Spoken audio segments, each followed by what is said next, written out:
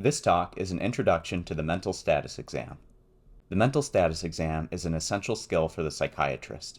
It involves observation of the 10 aspects of a patient's mental status listed here. When you're first learning these components, it may be helpful to group them into larger categories such as behavior, emotions, thoughts, and cognition. Let's walk through the different components of a mental status exam. In the table, I'll present the terminology you might use to describe someone who has a normal mental status, and below I'll show common terminology I use to describe abnormal mental status. You'll see that each component has a spectrum of presentations. For appearance, I generally comment on the patient's apparent age, sex, and grooming. If this is a patient I will need to pick out of a crowd, for example in a busy inpatient milieu, then I might include additional visible identifiers such as clothing, hair color, tattoos, and so on.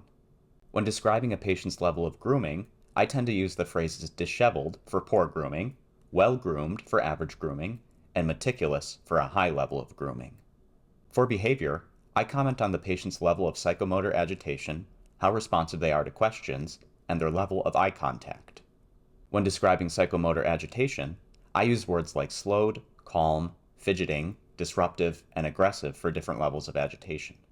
However, it is also helpful to specifically describe the patient's behavior. For example, pacing around the room, sitting in a corner, or throwing objects. When describing how readily they answer questions, I use words like evasive if they are avoiding answering questions, and guarded if they take long pauses or give brief responses as though they are withholding information. If they answer questions quickly and fully, I use the word forthcoming. To describe the level of eye contact, I describe it in simple terms such as avoiding eye contact, intermittent eye contact, or intense eye contact.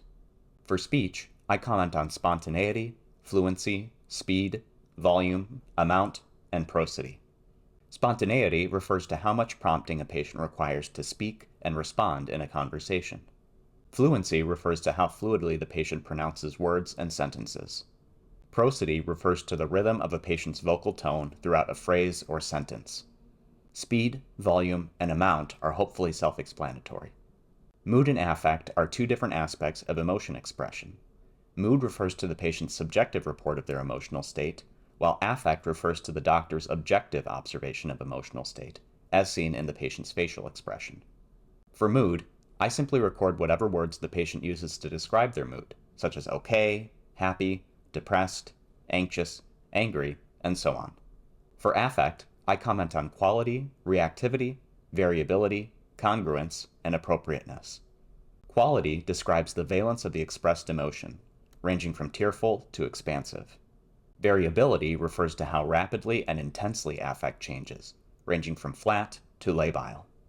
Reactivity refers to change in affect in response to stimuli, such as brightening in response to a cheerful topic. Congruence and appropriateness refer to whether the patient's reported mood matches their affect, and how appropriate the patient's affect is to the situation, respectively. For thought process, I comment on both the direction of thoughts, ranging from less to more linear, and the flow of thoughts, ranging from less to more logical.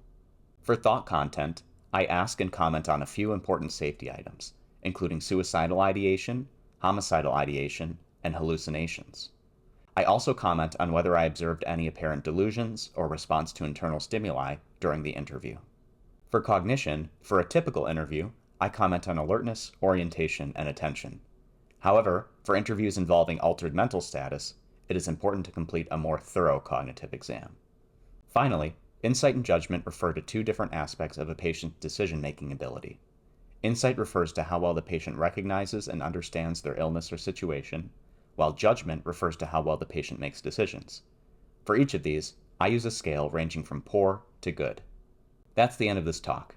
I hope this is a useful organizational schema for the mental status exam and introduces you to much of the terminology used when describing and documenting the exam.